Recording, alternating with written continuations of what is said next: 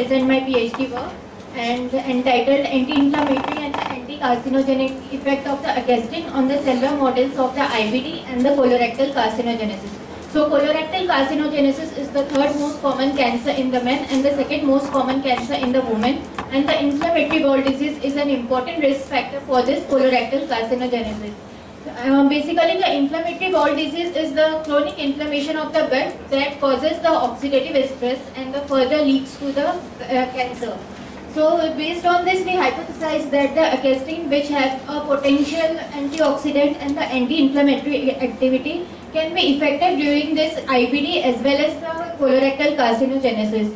So coming to the results, first we assessed its anti-inflammatory activity on the Kakutu cell, which is a known IBD model, and we induced the Kakutu cells with the LPS, and we found that there is an increase in the dose-dependent increase in the proliferation of the Kakutu cell. But when 25 and the 50 micromolar of the Acacetin was used, there is a decrease in the proliferation. So it is inhibiting the LPS-induced inflammation in the Kakutu cells. Next, we assessed its anti-cancerous activity in the SW480 and the HCT116 cell lines. So here we can see that Acacetin at the 25 micromolar doses, it decreases the total cell number and the increase in the percent cell death. And further, it arrests the cells in the S and the G2M phase cell cycles, which is the reason how it is decreasing its proliferation.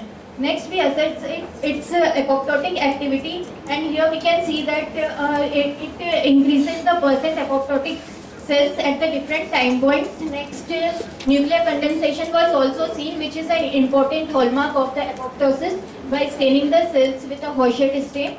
So, increase in the nuclear condensation was also seen at the different time points. Next, we checked the role of the mitochondria in causing this apoptosis. So, JC1 dye was used to check the mitochondrial membrane potential, and here we found that Acacetin is increasing the mitochondrial membrane depolarization. And mitochondrial superoxide generation was also checked, which indicates the mitochondrial mediated apoptosis, and here we can see that Acacetin at 25 micromolar doses increases the mitochondrial superoxide, so which indicates that it might be causing the mitochondrial mediated apoptosis. So we can conclude that Acacetin can be an effective chemopreventive as well as the anti-inflammatory agent for the intervention of the IBD and the colorectal carcinogenesis. Thank you.